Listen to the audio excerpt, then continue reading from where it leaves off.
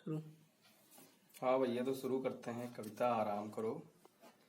ये मेरे भाई छोटों पर बहुत ज़्यादा लागू भी होती है, क्योंकि जिससे कुछ भी कहो तो उसका रिप्लाई होता है कि मैं आराम करूँगा और मैं ये नहीं कर सकता हूँ। तो और साथ ही साथ बहुत कुछ ऐसी हैं जो उसके जीवन पर लागू होती हैं। तो ये कविता मैं उन्हीं को समर्पित करता हूँ और इस कविता को शुरू करता हूँ। इसका नाम है आराम करो, लिखा है गोपाल प्रसाद व्यास जी ने। तो शुरुआत कुछ इस तरह है कि एक मित्र बोले लाला, हम कहते तुम हैं किस समझ चक्की का खाते हो। एक मित्र बोले लाला, तुम किस चक्की का खाते हो। इस 1.5 छटाक के राशन में भी तोन बढ़ाए जाते हो। क्या रखा मांस बढ़ाने में, मनहूस अकल से काम करो। संक्रांति काल की बेला है, मर मिटो जगत में नाम करो। संक्रांति काल की बेला है, मर मिटो जगत में नाम करो। तो छोटू भाई क्या कहते हैं, रहने दो लेक्चर, पुरुषों को मत बदनाम करो। इस दौड़ धूप में क्या रखा, आराम करो आराम करो। आराम, अब आराम की कितनी फायदा है, आराम का कितना फायदा है, तो छोटू भाई अपने शब्दों में कहते हैं, बोलते हैं, आराम जिंदगी की कुंजी, इससे न तपेदिक होती है। आराम सुधा की एक बूंद, तन का दुबलापन खोती है। मतलब आप समझिए, सुधा की एक बूंद, जो अमृत मंथन हुआ था अमृत के लिए, लेकिन इन्होंने उस अमृत को अपने आराम में ही पा लिया और लिखा है, आराम सुधा की एक बूंद, तन का दुबलापन खोती है। आराम शब्द में राम छिपा। इन्हें भक्ति की भी जरूरत नहीं है, आराम में इन्होंने राम को ढूंढा और पाया। आराम शब्द में राम छिपा, जो भव बंधन को खोता है। आराम शब्द का ज्ञाता तो आराम शब्द का ज्ञाता तो बिरला ही योगी होता है। इसलिए तुम्हें समझाता हूँ, मेरे अनुभव से काम करो। ये जीवन यौवन क्षण भंगुर, आराम करो आराम करो। अब इतनी सब करने के बाद भी अगर कोई उन्हें फोर्स करता है कि नहीं यार कुछ कर लो कुछ कर लो, तो वो बोलते हैं, यदि करना ही कुछ पड़ जाए तो अधिक न तुम उत्पात करो। अपने घर में बैठे बैठे बस लंबी लंबी बात करो। करने धरने में क्या रखा, जो रखा बात बनाने में।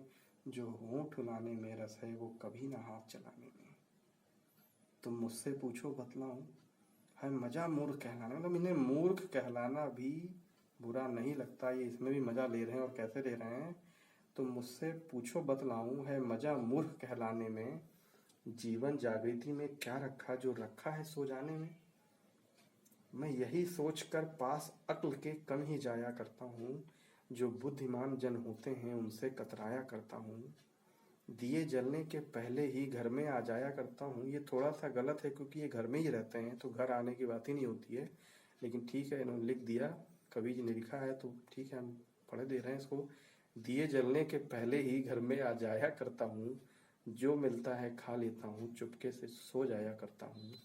मेरी गीता में लिखा हुआ, सच्चे योगी जो होते हैं वे कम से कम 12 घंटे तो बेफिक्री से सोते हैं। ये इनके ऊपर चरितार्थ जो है पूरी तरीके से लागू होता है, ये लाइनें।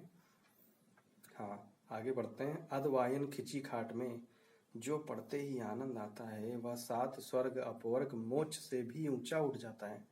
मोक्ष की जरूरत इन्हें नहीं है, ये सो कर आराम करके ये मोक्ष की प्राप्ति कर लेते हैं। और प्रतिदिन, क्या मजे की बात है कि प्रतिदिन इन्हें मोक्ष का आनंद आता है, रोज सोते हैं आराम करते हैं। तो जब सुख की नींद कढ़ा तकिया इस सर के नीचे आता है, तो सच कहता हूँ इस सर में इंजन जैसा लग जाता है। मैं मेल ट्रेन हो जाता हूँ, बुद्धि भी फक फक करती है। भावों का रस हो जाता हूँ, कविता तब उमड़ी पड़ती है। मैं औरों की तो नहीं बात, पहले अपनी ही लेता हूँ। मैं पड़ा खाट पर बूटों को ऊँटों की उपमा देता हूँ। मैं खट रागी हूँ, इनको खटिये में गीत फूटते हैं। मतलब मैं खट रागी हूँ, मुझको तो खटिया में गीत फूटते हैं। छत की कड़ियाँ गिनते गिनते छंदों के बंध टूटते हैं। मैं इसलिए तो कहता हूँ, मेरे अनुभव से काम करो, या खाट बिछा लो आंगन में, लेटे बैठो आराम। इन्होंने कविता भी खटिये की जो आवाज़ होती है उससे बना के लिख दिया है, बनाई है। तो ये लास्ट पंक्तियाँ जो मैंने कह दी, मैं खट रागी हूँ, मुझको तो खटिया में गीत फूटते हैं। छत की कड़ियाँ गिनते गिनते छंदों के बंद टूटते हैं। मैं इसलिए तो कहता हूँ, मेरे अनुभव से काम करो, या खाट बिछा लो आंगन में, लेटो बैठो आराम करो, लेटो बैठो आराम करो।